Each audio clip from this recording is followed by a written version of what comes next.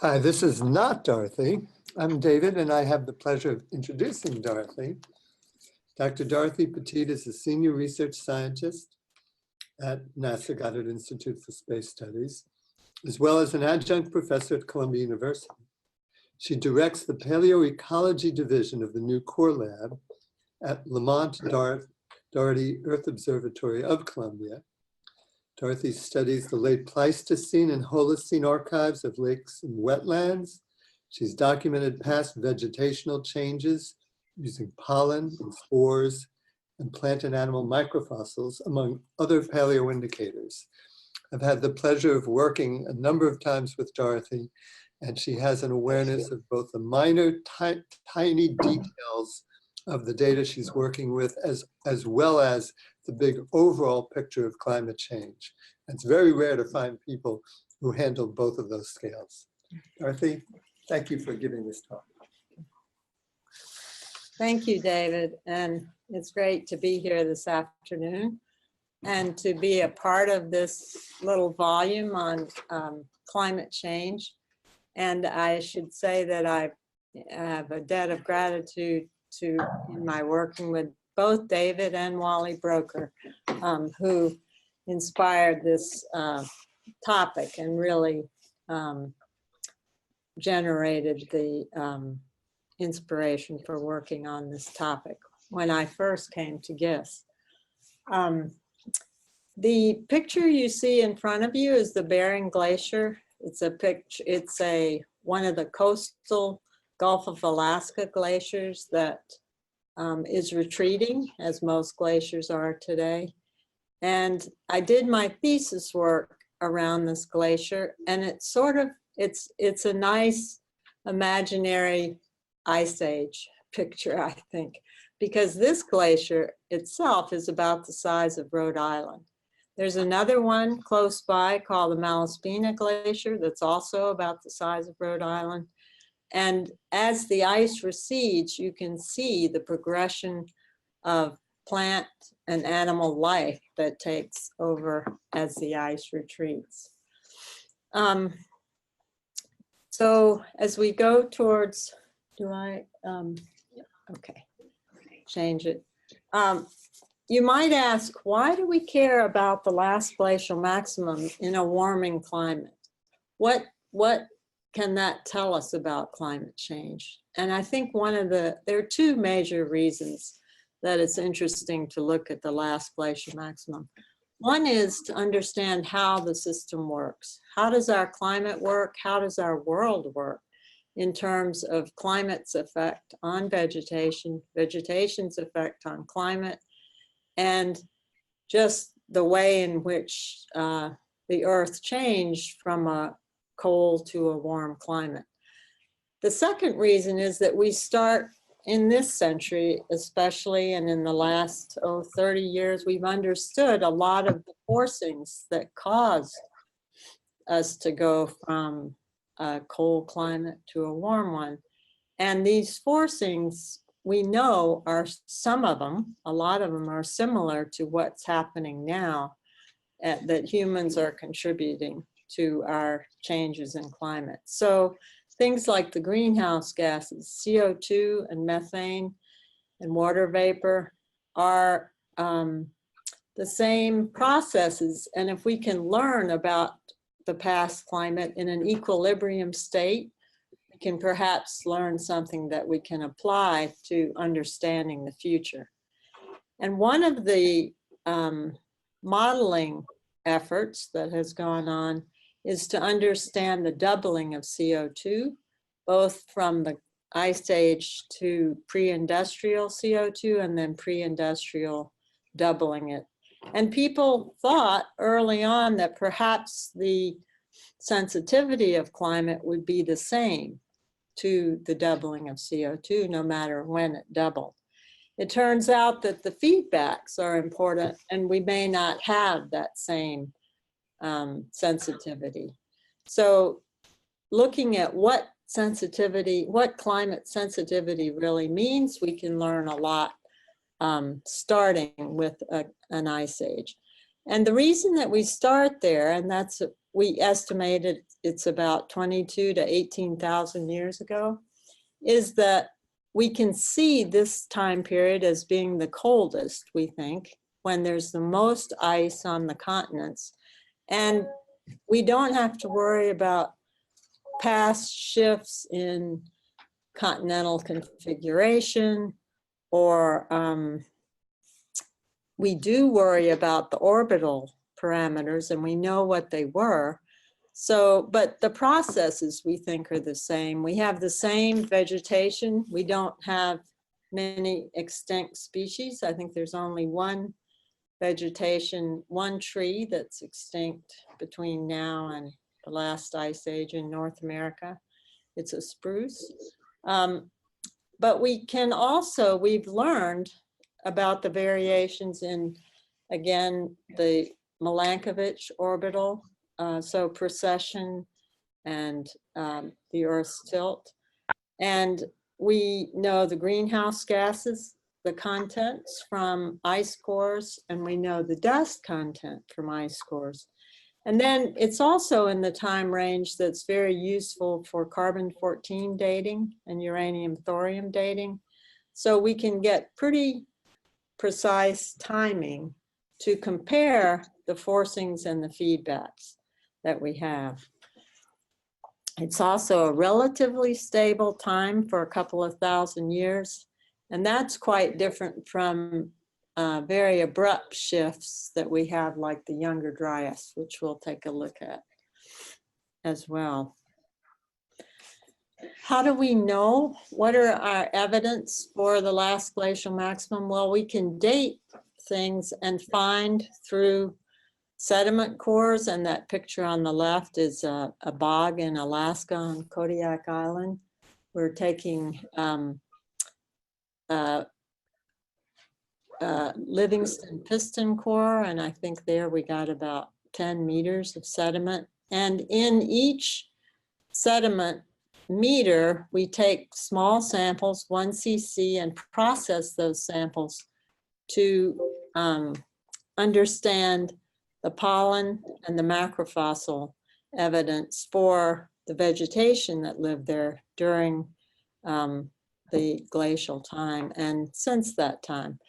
We can also, of course, look at marine records around the world. The picture on the lower left are foraminifera, and paleoclimatologists can also take many of them at Lamont isotope studies on the forams and learn about exactly how cold and what salinity and what the oxygen isotope tells them about the temperature and shifts in marine cores.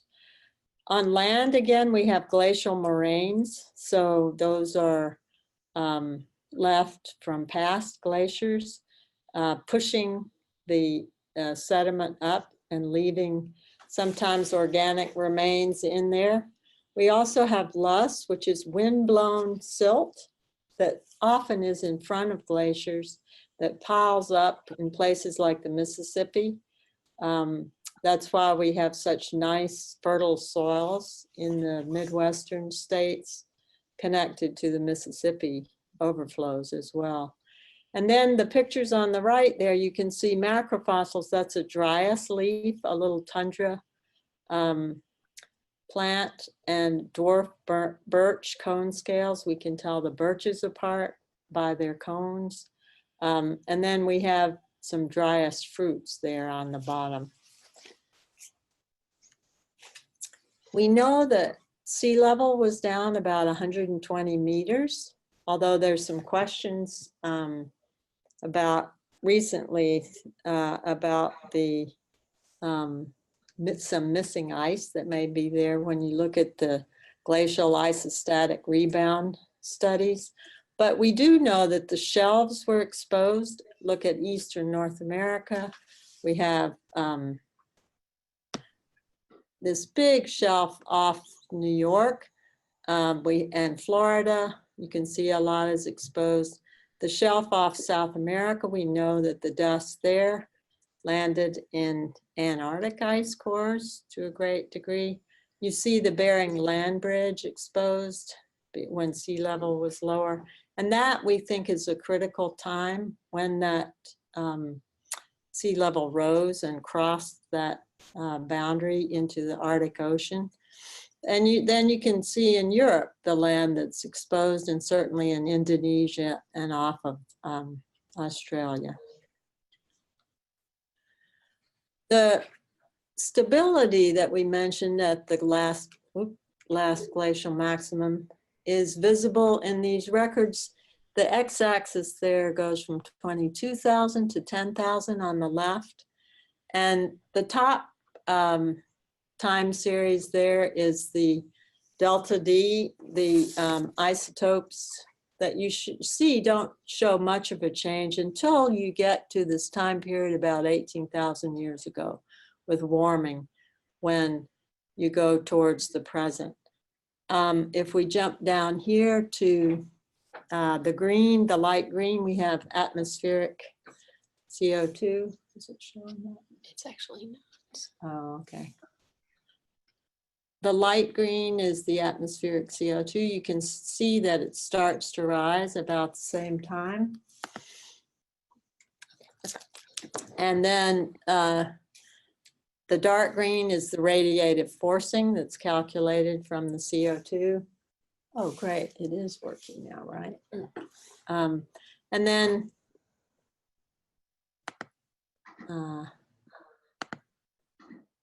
the red line is the methane. And what's really interesting here is this sharp increase about 15,000 years ago, and then a drop, which correlates with this cooling time, the Younger Dryas, and then back to the Holocene warming again. And below that is the 018 record from North Greenland in the ice, which is a temperature proxy too, that shows a different curve. This is an interesting difference here, but they both have a cooling during the Younger Dryas and then a warming in the Holocene. So this is an example, again, of the stability during the Ice Age. There is some 018 variability, but that can be due to source of water. And if we look at the next slide, we started out with this question.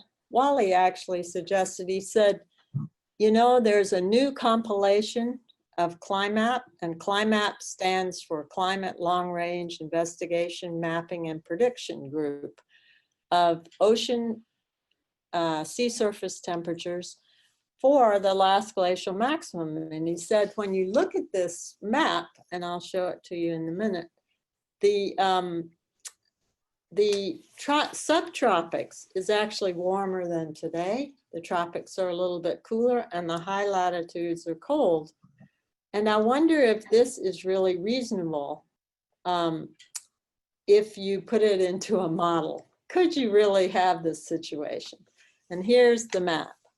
So CLIMAP had these nice color maps, and what you see, it's color coded again. So the red is warmer, oops, very sensitive, warmer than today. The yellow is also warmer a little bit, and the blue colors at higher latitudes you can see are colder, and you have the ice sheets there. And in particular, take a look at some places that we saw that we did have land evidence to compare with this reconstruction. One is East Africa. So if you look right off the coast of Oman, you see red there. But actually we had glaciers coming down 1,000 meters in East Africa, and pollen records that showed that it was 6 to 10 degrees colder. The same deal in Hawaii, which is in the red there, or just the yellow. So we have, again, 1,000 meters drop for glaciers and cold land from pollen records.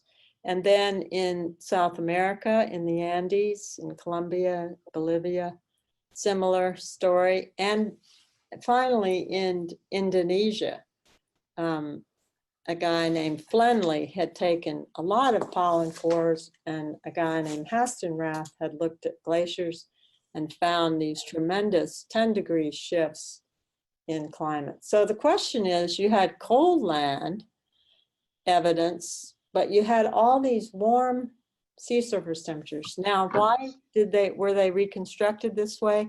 Climate paleoceanographers actually just used modern analogs for reconstructing the temperatures that they found of forams, mainly forams, some coccoliths that lived in cores that dated to this age. And so this was kind of a conundrum. Can you do that? And Jim Hansen's climate model at that point, I don't think we had done many glacial reconstructions at that time. So we decided to see if you put in these sea surface temperatures in the model, what air temperatures the model would give. And it turns out that the model reconstructed air temperatures that were not as cold as the land suggested, and that the lapse rates were they were moist because the ocean was warm and you had lapse rates, the change in temperature with height that was much lower than what you would have to get glaciers to come down 1,000 meters. The other line of evidence that the pollen suggested is that it was cold and dry, and yet somehow you maintain glaciers in these places with a drier climate. And the only way to really do that is to be cold. So this was a big result, that the model couldn't reconstruct what the data was telling us. And the question is, what's going on? We needed some other kinds of data to help us understand this. So there was a scientist, Martin Studa, at Lamont, who started looking at noble gas concentrations in groundwater. And this particular paper he published in 1995 showed, like the terrestrial records of pollen and glaciers, that actually the subtropics, this is around 20, 23 degrees, were pretty cold, 5 degrees, 5.5 degrees, in contrast to the sea surface temperature reconstructions that were less than 2 degrees colder than today. So that was another line of evidence that was terrestrial and seemed to match the terrestrial records. The IPCC or the PMAP, the reconstructions of moisture during this time were very interesting and still are. And this is one aspect, I think, of this question about climate sensitivity that we can learn a lot from, because the pluses on this global map indicate areas that were wetter during the glacial, and the red marks indicate the drier areas. And people are still building these maps. One of the reasons is this particular one is mostly from lake level data, but of course the lake levels are dependent on a lot of things: evaporation, winds, precipitation, of course, and we also get moisture evidence from pollen based on the kind of plants that are growing there. But we can do a much better job, I think, in understanding these moisture changes and what's driving them. One of the most interesting places, I think, is the Red Sea and the Eastern Mediterranean, which are actually opposites. And this is a really interesting question. I think that it deserves more. While Italy was super dry, the Red Sea was full. So there are questions like this that still remain that we don't totally understand. Then in 1999, so a number of years later, people looked again at data and made compilations of the difference between, again, last glacial maximum temperatures and pre-industrial. And you see that in the Americas, in the western side, you have pretty large temperature differences, while over in Indonesia, there's still some evidence that things weren't as cold as other areas. Africa is sort of in between. And then as you go, of course, to higher latitudes, you get more evidence of cooling. So in the IPCC, 1997, we had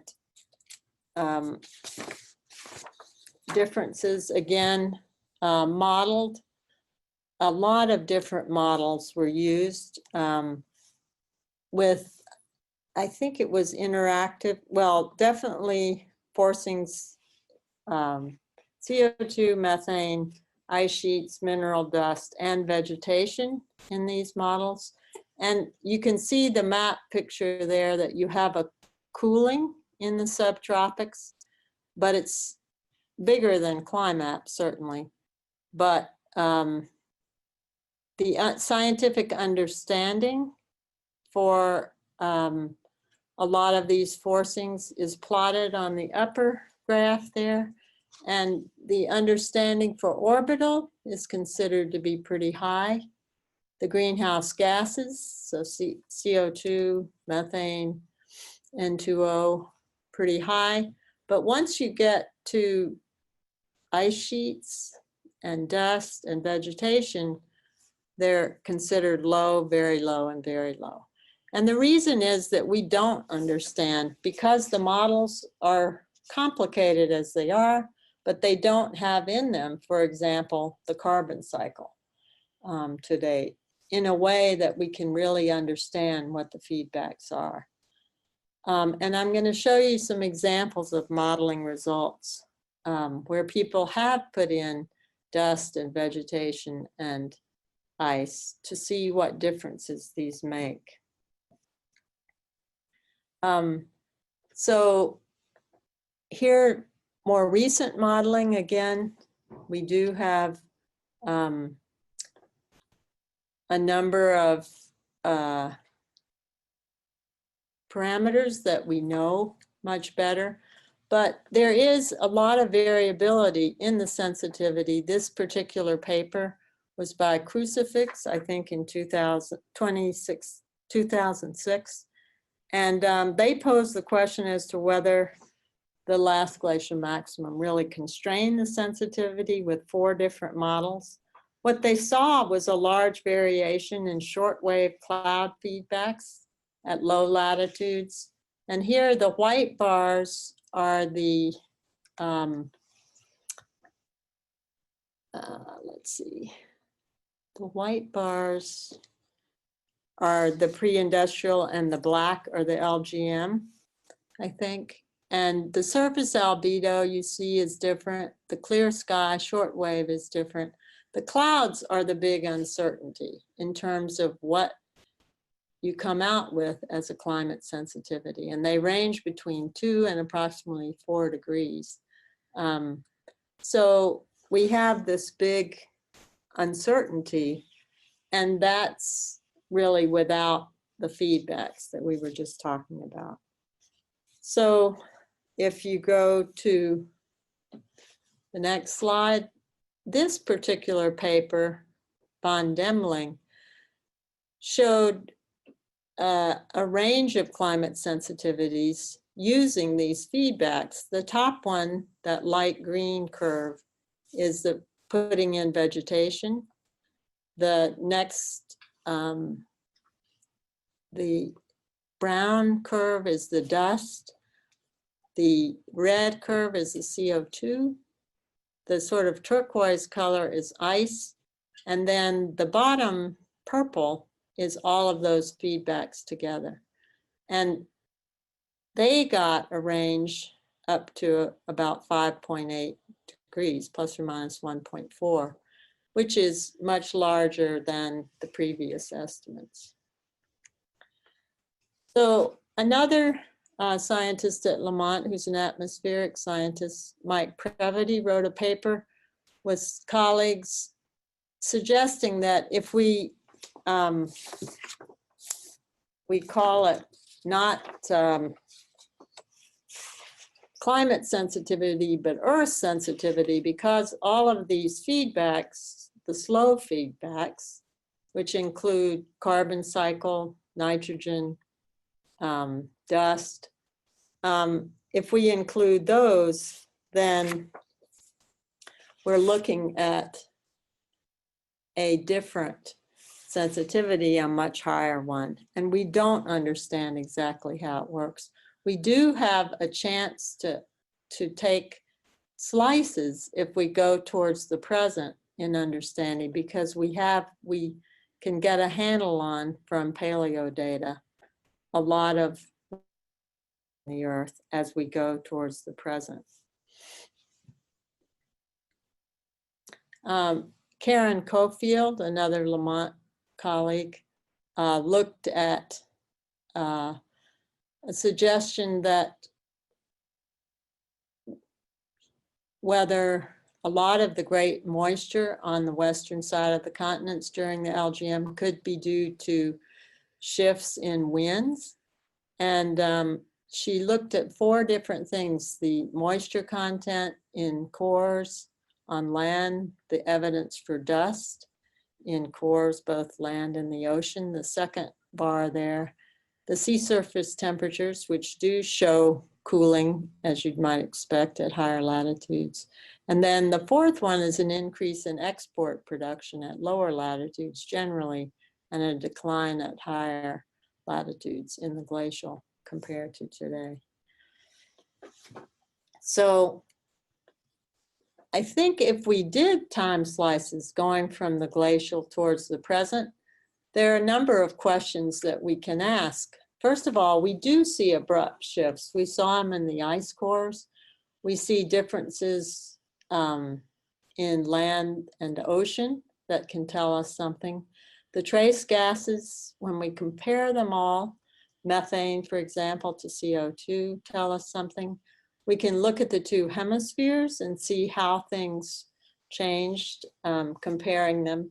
And one question is that how important is the role of the thermohaline circulation in affecting major feedbacks like sea ice and winter temperature? So one of the things that I've been working on is the timing of deglaciation across the Laurentide ice sheet. So that's all the way from the East Coast in Connecticut west over to Pennsylvania. And it's interesting because the Laurentide ice sheet ended right in New York City. It goes right across Staten Island. So one of the questions that we really need to answer in looking at the last glacial maximum is timing. And what's critical is not to use old bulk dates, which means an agglomeration of sediment instead of individual seeds or needles or something that you can identify and pick out of the sediment and restrict to a very tiny interval of time. So we compared what you're looking at there, calendar years on the y-axis, our latitude of sites, and the red triangles are the spread of sites we have across the Laurentide margin. The blue triangles are the old dates that people got for the timing of deglaciation. And you can see the new dates cluster very well between 14 and 16,000. So what we see is that the last glacial maximum ended in the New York area, New York, New Jersey, a lot later than people earlier thought. So the ice was here until at least 16,000. this is important because again, we're comparing the timing of sea level rise and trace gases. And if we look then at a compilation of ocean and terrestrial data, you can see that well, first of all, the x-axis goes from 25,000 to 0 over on the left. In the upper part, we have Greenland ice core, oxygen isotopes. So you see that same curve basically that you saw before. The pink orange band all the way down are our ages. So again, between 15 and 16,000 when we get the deglaciation. The two green and blue curves just below it are the North Atlantic sea surface temperatures. So you can see that they're starting to warm up at the same time. They both show a younger Dryas curve there after it. And then the red is the ocean circulation change. And the blue dots are sea level rise, and the orange dots underneath. And the insolation curve is the red curve at the bottom, along with some pollen records from Florida that do show warming up a little bit earlier, but that's a lot further south than New York. So one of the important things here is that we showed with our accelerator mass spectrometry dating that the timing of deglaciation is a lot later than those blue and green stripes to the right, which are 18, 20,000, 22,000, and 25,000. Those are beryllium chronologies for the same ice sheet, the Laurentide margin. They have them, the ice leaving as late as 22,000. They push their dates back to 22 and 25. And you can see that this actually doesn't make any sense with the sea level rise, which is occurring a lot later. So we still have a large disagreement. The beryllium has to be calibrated with radiocarbon dates, and these were calibrated with the old bulk dates. That's why they're old. So they need, we need to recalibrate them to see what the new dates come out to be. But our radiocarbon chronology says that ice was here until 17 or 16,000 years ago. Finally, we do have many questions that we're still working with. And a lot of them we can answer, I think, but it takes a lot of hard, intense look at both the data and the models, and they need to be used iteratively. So one of the big questions is how are northern and southern hemisphere temperatures synchronized? You can find science papers suggesting deglaciation at one or the other. So there's disagreement in terms of the timing. We do not understand why the 100K cycle is so dominant in our records. We don't have a clear forcing for that in our understanding at the present time. The methane and CO2, we calculate a forcing from them, but that's not including the feedbacks. And both of those are within the carbon cycle. And if we don't have the carbon cycle right, for example, we don't have peatlands in the model or coastal carbon. So a better understanding of the carbon cycle we need, and that includes permafrost, melt, methane release with the melt, and even as today's paper had an article about earthworms and their contribution to the carbon cycle. And then of course the whole runoff of water as ice melts and ocean circulation is affected. So there's a lot we don't know. There's some that we do. And I think this question of climate sensitivity is a big one as we go forward for the future. Thank you, Dr. Peteet.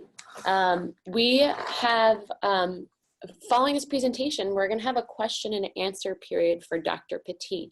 You can use the chat function in Zoom to ask your question. I see we already have one question teed up, but first we're going to turn it to David Ryan to ask our first question to kick off the Q&A session.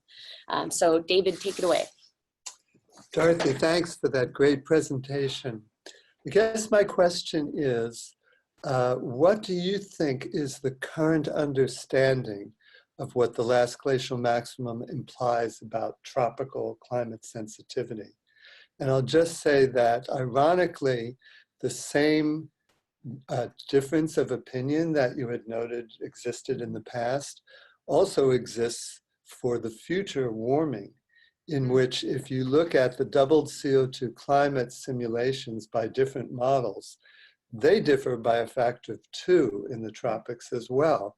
Primarily, people believe because of the difference the models have in their cloud cover formulations. So it's ironic that we look to the last ice age to tell us what happened, and it, at least in the past, had a large uncertainty there as well. What do you think is the current feeling? For the future or the past? For the past. For the past. I've been reading some recent papers on pollen estimates that show, you know, some of the people questioned some of the terrestrial pollen data, saying maybe the plants were affected by lower CO2. But more and more evidence, more and more papers are saying that the plants indicate drying as well as cooling, and the glacial evidence. And actually there are more and more data papers from the ocean saying it was actually much colder than is originally thought. So there may not be that discrepancy anymore. In fact, most of the papers go towards the colder oceans. I think we always have to remember that you're dealing with animals in the ocean in these reconstructions, and animals follow food as well as temperature. So it may be, but just we have a better understanding of the animals. Yeah. Great. Okay, our next question comes from Amber Miller. She says, I am an 8th grade science teacher. Would you have any advice for me for teaching this topic to my 8th graders? Any activities or labs that could spark their interest? Oops, sorry, went down the chat. Any activities or labs that could spark their interest in relation to the LGM, to climate change? This is such a big topic and a very important one.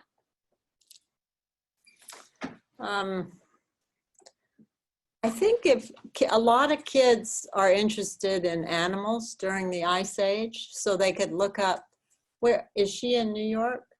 Are you in New York City? You can look up the kinds of animals that used to be here, kids like that, and find out what they were eating, get them involved at the local scale. For example, there are mastodons and mammoths around New York. They found teeth. And they found giant moose, Pennsylvania. So one way, I mean, lots of kids really like animals more than plants, but that's one thing I would look at. Another, in terms of labs, I'm sure there are physical things you could do with ice cubes and melting and, you know, temperature, thinking about how ice melts, what effect, you know, and how long it takes a pot of water to boil, just physical things. But right off the bat, I haven't thought about it for this particular topic. It looks like some resources are also being shared in the chat itself to both climate.nasa.gov, climatekids.nasa.gov, and a few other resources as well for anybody else who might be interested. And I think